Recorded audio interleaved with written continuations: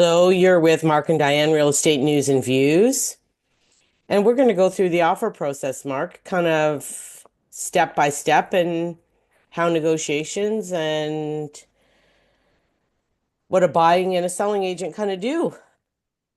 Yeah, we'll try to make it to real life scenarios and kind of talk about, I want to kind of talk about how I would conduct an offer or have a conversation with the listing agent based on, say, a property that's been in the market, I don't know, 120 days, whatever. And then I would have another side of that where how would I, we'll say, conduct myself with a property that is priced for the market, meaning today's market, not 2022 and beyond, whatever. So I Right, think but it's actually yeah. a yes, but I think part of it too is when we're actually going to put in an offer. Like some of the scenarios you're talking about, you wouldn't even have put one in. Oh, many times. I don't, Right. because I'm on, to me, my time is very, very important. I'm not wasting it on on a negotiation process that isn't going anywhere. That's what I do. I'm not saying everybody do that, but that's what I do. If I feel that I don't have the warm and fuzzies, and I've done this before, okay, you've been on the market, and there's one in Barrie on Wildwood Estates back in February. The agent goes, well, they've been on the market probably, I don't know, 4 months, I'm guessing. Well, it's been sold now, but whatever. Um, where's it going? Because the valuation's off. Like you've tried many times. Kitchen was a detriment, very dated.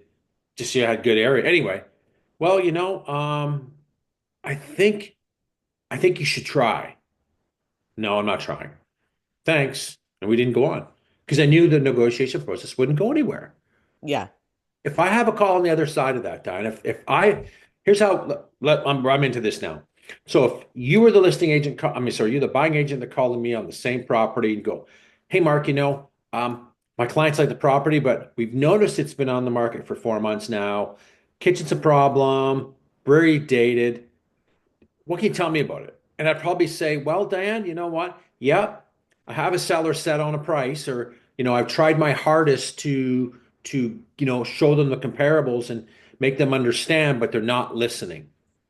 Okay, Okay, well, so Mark, anyway, you be the selling agent right now then, or you be the selling agent right now, and you're listed at 1.3, and I call you and I say, hey, Mark, I know you've been listed for, you know, 3 months. Does your client have any movement on that price, or like, are they stuck to it? don't well, you know the answer. There's no movement because we'd have it listed. We would have it sold by now. So there's really the real question isn't have we had any movement? What my question would be if that was you, is your client up for negotiations? Because I Okay, feel so my client is up for negotiations. This is what I'm getting at, so work with me. But they have a limit, and their limit is not 1.3. Like we're way below that. Are you guys willing to negotiate with that? Or does your client, basically want close to list? I would be I don't know how I would be answering that other than, I'd probably say, Dan, my clients are very unrealistic. They're set at a certain price. And if your clients are capped at a certain number, I wouldn't get into the number game because I don't like that.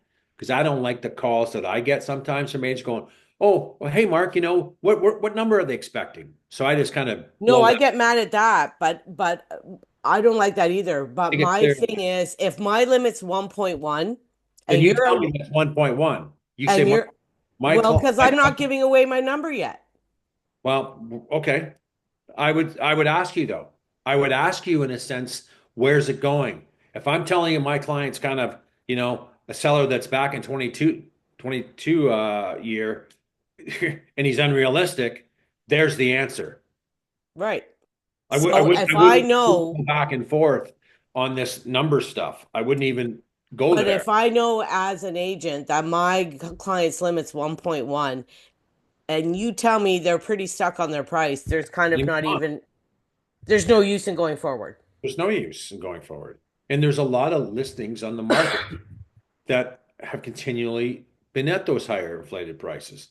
And we've tried. My client sent me a text today, 3 days, 4 days ago, Mark, we're taking a break. Now we're coming back. We can't find anything in our price range where we want to go high 1.2, but everything's all over the map there, and we just can't get a deal done basically. So we're going to drop our expectations, and we're going to wait for that bigger price point property in a few years. We want to go high eights to mid nines. I'll find you something in that range. Probably a better range to negotiate with than these higher ranges. So I just think the buyers are just stuck. But anyway, what would be your next question to stuff before we make this really confusing for the viewers? Because I'm trying not to do it, but I just think there's two types of negotiations where, if the price was dead on, I'd say, hey, Dan, you know what? I'm going to do my best. I'm going to present an offer that you're going to submit over. I'll be happy to present the offer. But if you're coming in at 1.1 on some, I'd say don't waste your time in my. That's the thing. There is no that this is my point is if the initial contact is that, there is no negotiation. It's There not isn't any. but I gave you communication saying, hey, Dan, you know what? Don't waste your time. Yeah. So that But I right. could have So that bullshit you, right? Which no one wins, and said, "Oh," and then I come back, and then I sign it back at 1.3 full. Like you wasted 4 hours, couple hours doing the offer, presenting with your client, signing back to me doing the. There's a day. I don't feel like wasting a day on that if it's going nowhere. That's the way I do business. well, Not I'll for tell everyone. you, I had one listed on St. Vincent and we were listed at 749 and he came in at 650. I told him, well, put it in. He goes, well, we're not willing to go any higher. Well, we got over seven. We went back and forth for 3 weeks and they kept going up and we got over seven. See, so what I don't understand is then if someone says it's their limit, I'm taking it that it's their limit. Okay, there's another negotiation thing that drives me crazy. This When is the I say this is my final number, this is my client's final number, Mark, I mean it. We're not going any higher. That's it. You're better to get it in front of it. So Do you you know know what? how many What agents though? Like I won't mention his name, but I was in negotiations with an agent. He was with Remax now. He's with Century 21, and I said, "This is Hold on, off." let me do a plug before you go there because I should have did earlier. Anybody likes this information, definitely subscribe to the channel for more information on the Barrie real estate market and Simcoe County area. And top of our descriptions, we have two links. One for home evaluation, give you an honest one. And the second one is for buyers. So if you're looking for a certain price point neighborhood, fill the information and we'll get back to you. Sorry to interrupt, but I had to do that. Okay, so I send him our final number and I say, this is it. My clients aren't going any higher. Like they're not even approved for any higher, Mark. That's it. That's their number. I get a sign back 2 hours later. And I said, like I explained to you, this is their final, their highest. We're not going any higher. This is their final number. And he goes, Diane, nobody's final number is their final number. Oh, God. It I is a, said, well, you know this guy really well too. And I said, well, mine is. So I told my client, we're going to sign it back at the same number. did it get Now, done? yeah, Well, okay. Then he should have but I taken it. mean, like, Where's, don't say it's your final number, Mark, if it isn't. I agree. I agree. When it's it, it's it. That's it. I also think too, there's lots of listing agents out there that are really that their property should get some offers in a certain time frame, and they're saying no, it's worth more, or no, it's that we're really strong on this price, and it's worth more. And there's one property that's still active on the board today, almost 30 days later, at the price point. So I think valuations today are very important. Well, and you also have to have an agent that knows how to talk to people. Like if they do get an inquiry, like when you inquired about the one and the guy told you, well, it's really worth 1.2 and blah, blah, blah, blah, blah. It stopped you from coming forward. Stopped. The whole conversation stopped. We never went back. We still look at it, but my clients go, "Why? It's not valuation's too high." Well, it's not only that it's too high, Mark, your client can't afford that anyway. No, well, not the It's price. above their limit. I wouldn't let them pay over. I don't. The valuation's not there. So why would I want to see my client overpay just Mark, because? I've had my clients overpay more than once Yeah, in but bidding wars where 5 or 10 grand's cool. You're talking 100 grand? no, I know. Ain't happening. Yeah. No But effect. you know what I mean. Sometimes people, you tell them, listen, this is too much. Like you shouldn't be, I don't care. I want it. I love it. It's my dream house. I'm going to be here for 30 years. You've Then had that's those clients fine. too. Then that's fine. Yeah. So did you have some stuff Yes. you wanted to go through and show the viewers on maybe an offer or show some clauses that we should put in or talk Yes. about? So this is a standard offer. Now, the first thing that you do is a confirmation of cooperation, Mark. And um, the confirmation of cooperation is all that is where the heck is it? It should be in here somewhere. All this is between the brokerages, it identifies both brokerages and the percentage the buying agent's going to get. So it's just got the buyer and seller name. It identifies if there's just who's representing who. If you're just buying the seller, or, you're representing the seller, I'm representing the buyer. There's there's no multi representation, and the commission and everybody signs that, right? That's a standard form. There's no negotiation with that form. There's nothing. That's just the form that has to go with an offer, right? Correct. Then you're going to get the agreement of purchase and sale. So this, you obviously have the day, the buyer seller name, the property, the legal description, the frontage and the depth of the property, the price that you're, if I'm the buying agent and I'm putting it to you, this is my opening number, right? Correct. So we're going to put in where we want to start. Now, Mark, in general, we don't start at the list price, do we? Well, that's an easy question to answer, but it's sometimes you do though, depending on what the property. If the agent calls me and goes, "Hey, you know what, Mark? Great, we have 20 showings on it. We have one offer coming in right now. I'll drop you communication that I have it. Then let me know what. Then I'll let you know if we got it, whatever." That happens all the time. Right. If there's no Yeah, other offers and you know that it's priced really close to market, I'm still going to go a little bit lower, yeah, for sure. right? If it was 820 and you know it's priced well, it's only been on the market a day or two, you start like at 800 or 790. You start close. If it's priced well, but here's what I think a lot of people are missing in the agents representing buyers is giving them the information and showing them comparable properties that why we should come in at this price. Yeah. This is what's missing today, where we're just looking at it and they're throwing in numbers. I think the buyer needs to be very educated on what the market value is for that house based on comparable sales in that neighborhood. Yeah. So when I do a listing appointment, I have the comparable solds in my email that I email to myself before I even go there. Right. Then I email it to them. If a buying agent ever comes in, I already have them in an email based on this is what we priced it on, and they're sold, it's not listings. Mhm. So I already have it already there for when somebody tells me I'm crazy. So Okay. you put in your opening number there. The deposit goes upon acceptance. So that means you have to put in the deposit within 24 hours if you come to an agreement that's accepted and it Mhm. goes into the brokerage hands. If there's conditions, you get that deposit back, Mark, right? They don't get to keep it if you don't firm the deal. Cause is protected, right? It's protected. So home inspection doesn't, you're happy with, you have an escape. Financing doesn't come about, you have an escape. And It's you get your, back. yeah, and you get it back. That's what I want to explain. Not everybody understands that. The revocability, I wanted to go over that a bit because not everybody understands what that means.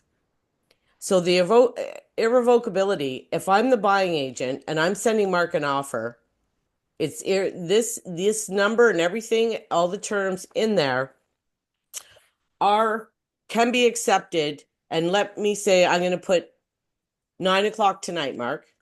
Okay, which means your client has till 9 o'clock tonight to either sign this back, change the number, change something on it, and send it back to me, accept it, or ignore it. If they ignore it, this deal and this offer is dead, Mhm. right? There is. So, There's a big part too. So you submitted the offer, and we're going to say it's 4 o'clock. I get it in my hand. It's 4 o'clock right now, and I got it in my email box. And you give me till 9. What I can do as a listing agent is I can solicit the other showing agents that showed the property. Say, hey, by the way, and it's you have to do this. We have an offer, and it's irrevocable by 9 o'clock. Any interested parties, please submit prior to 9 o'clock. and Done. we have to notify everybody that showed the property. Correct. So a lot of times people will put an offer in and all of a sudden there's five more offers and they get mad. Well, that's why. We're not trying to necessarily get a bidding war on you and screw you over. It's automatic that we have to tell them. We have to disclose that there's an offer. And then if somebody else decides to come forward, they do. Like there's no way around that. And the completion date is actually your closing date. You should go back one more step. So you send me the offer. Okay, no other people have gone through no one else is interested. I do a sign back to the seller till 9 p.m. on the 6th day of May. Right. So So now go ahead. Mark would go here. He would cross out the price that I put. He would put a new price because your client isn't accepting that, right? Okay. Then you would go down here across this. You would put seller and you would change it to now you're giving me till 9 o'clock the next day. Right. So now it's in favor of the buyer on the irrevocability side. So Yes. me being a listing agent can have 20 showings that day and say, four interested parties wanting to submit an offer. And I could tell you this, but all of a sudden you still control it because you could accept it. It could force you to accept that offer. Right.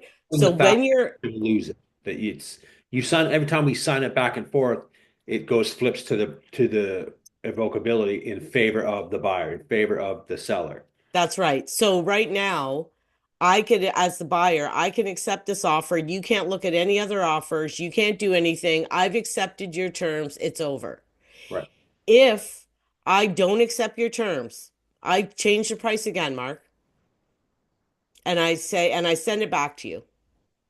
And those four people that want to put offers, it's open now. They can now put in offers because I didn't accept your terms. I signed it back, and now you have the advantage of looking at other offers in that time period.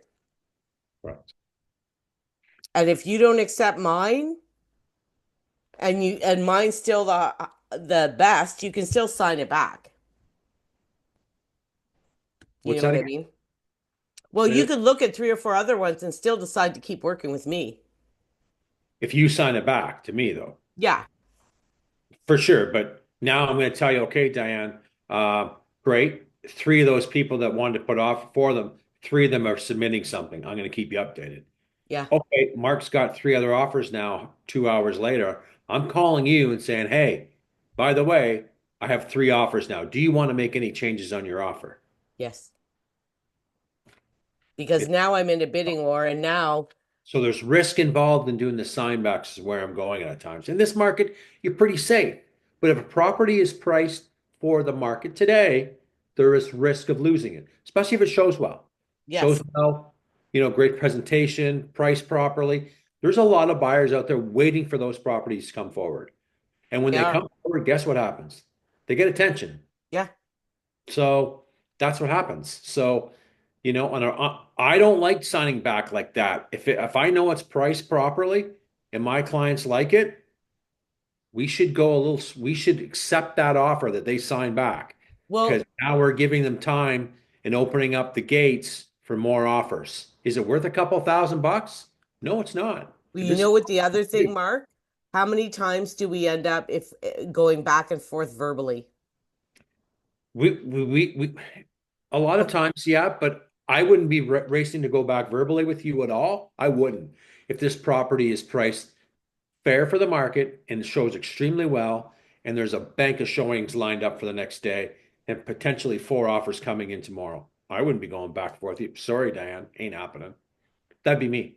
Well, I find that instead of signing it back 4 or 5 times, even sometimes after the first sign back, I'd call you and say, okay, Mark, we're 10 grand, we're 15 grand apart. My client's willing to go halfway in the middle. Is your client willing? You call your client, yeah, we are. If they're not, That works. I think it only works, but on a hot listing and a hot property and it shows well and priced properly, that strategy doesn't the work. thing is, Mark, in this market, none of them are doing that. So, like, usually, instead of going back and forth 5 times, we'll For sure. come to a verbal agreement Mhm. and Give it one person will change the number and the other person accepts. Yeah, if you get this for me, my client will take it. right. That happens all the time. Yeah.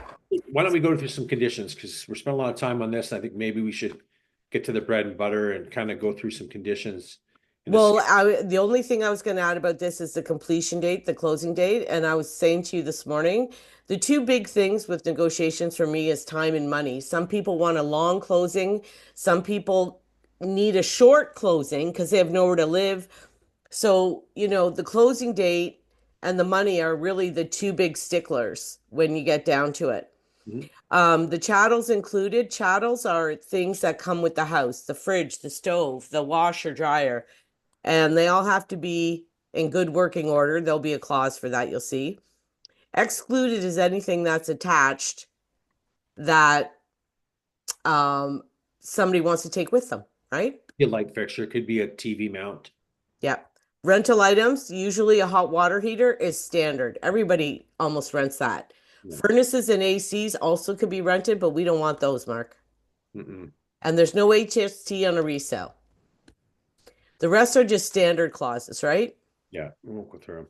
Right. So then we'll go down to the Schedule A.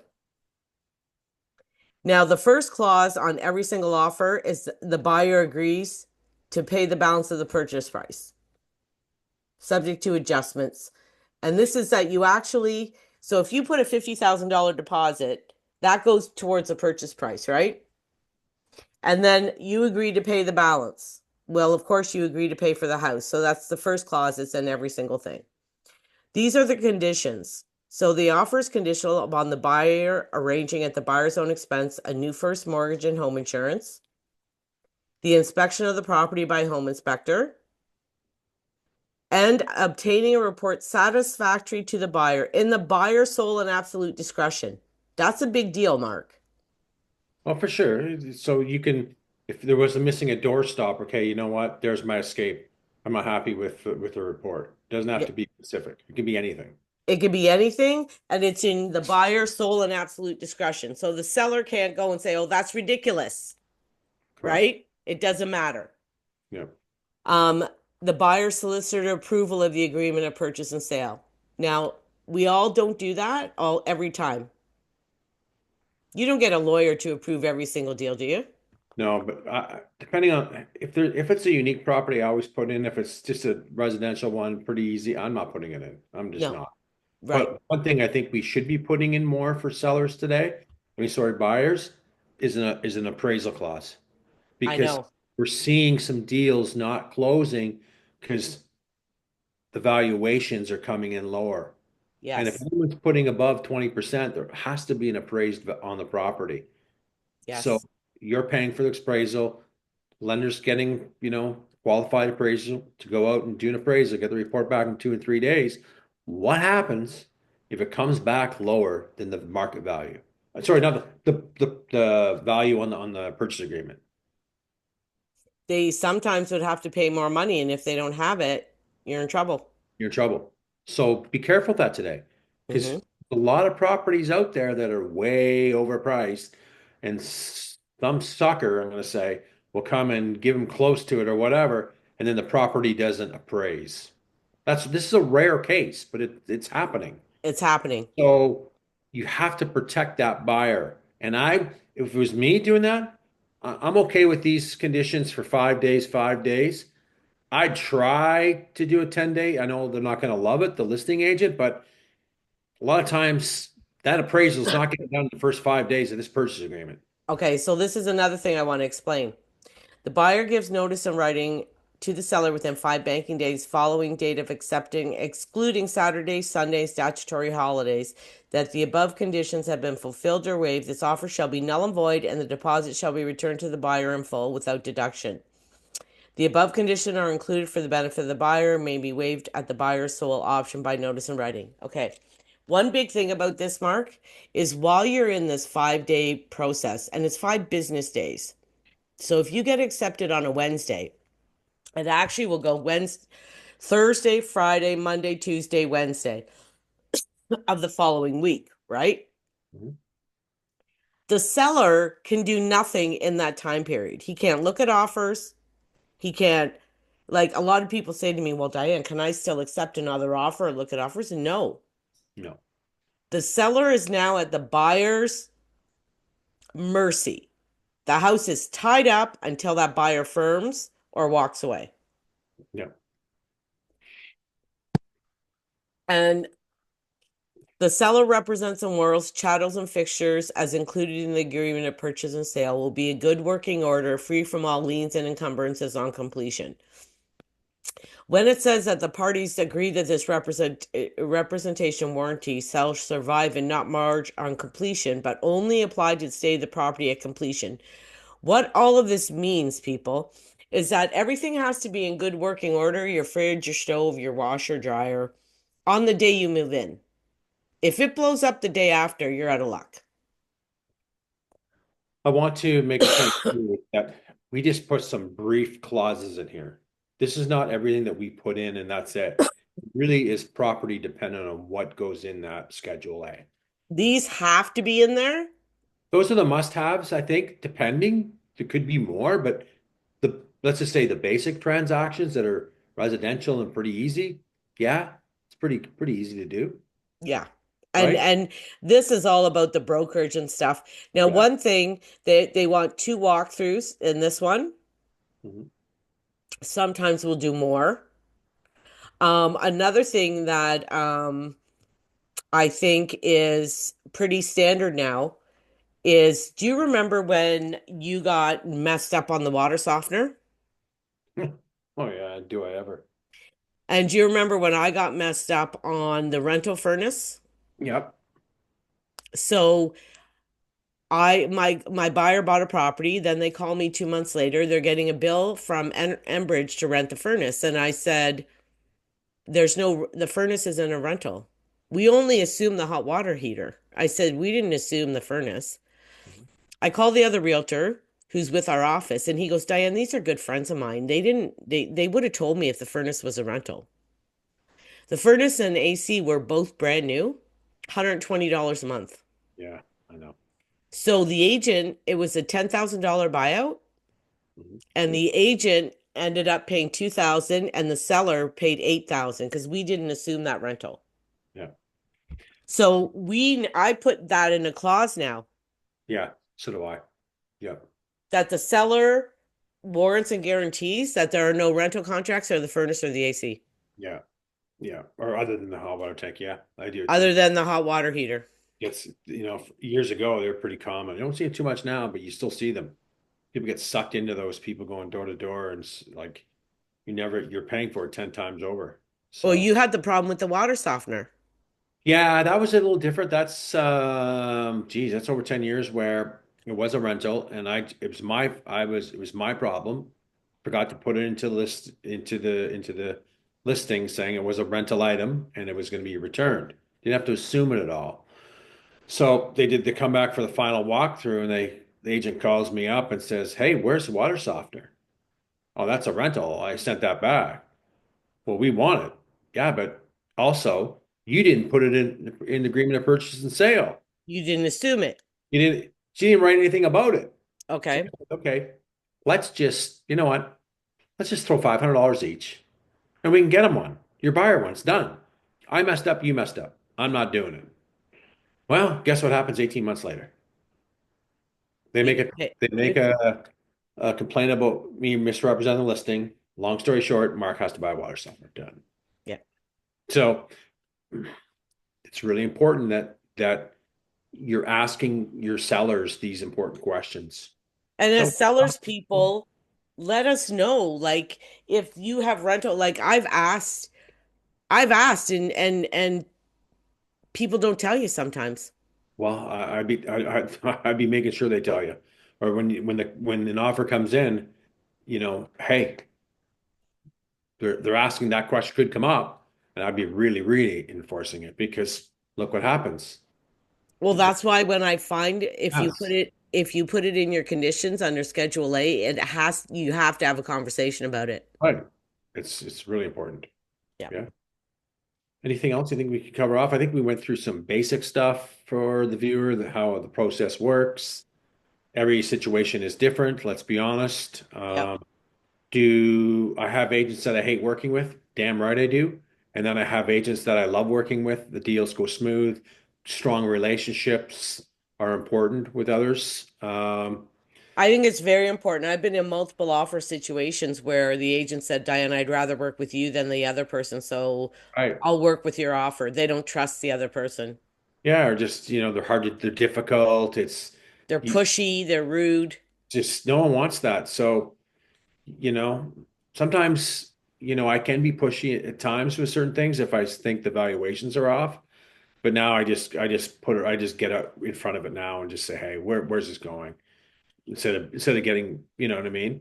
Getting fighting with people or arguing with people on that. That's valuation you picked, and that's great, but we're just going to move on. So, but Well, and I think that's a change in the last 2 years where now, like in the past, I would never call an agent and say, listen, like, what are you guys thinking? Or where are you guys at? I would just get an offer ready. I'd call them. Now, in the last 2 years, it's pretty common for agents to call you if you're the listing agent, or if you're the buyer, to call them and say, like, what are you guys thinking? yeah, there's so many new people in the industry, and I really believe that people should pick them wisely.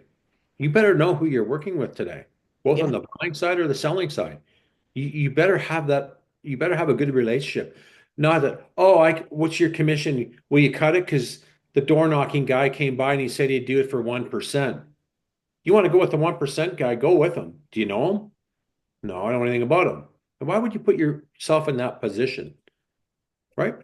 I don't know. It kills me in a way because it's the largest investment most people have. Pay for what you get today. Big on that. I Right? know some that do well, there's one guy in Barrie and he's actually like he's very good.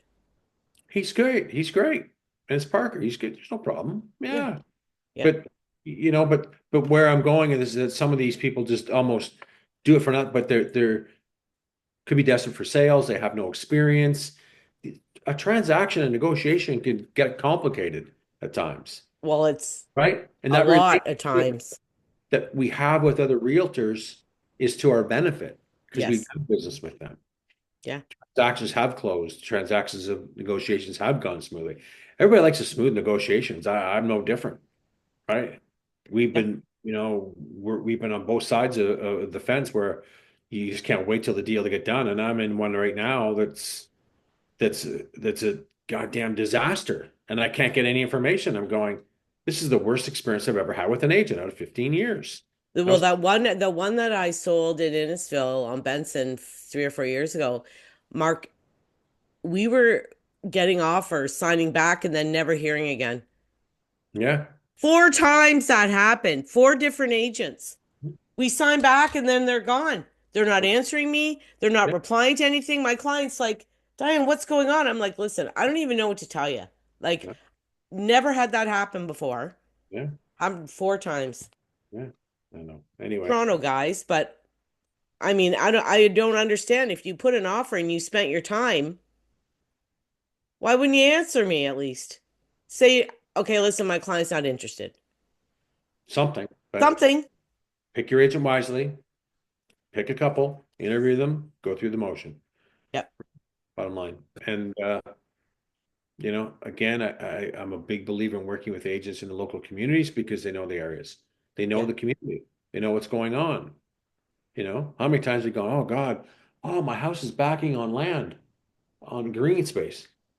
All of a sudden, 4 years from now, there's a public notice saying we're putting a residential 5,000 homes.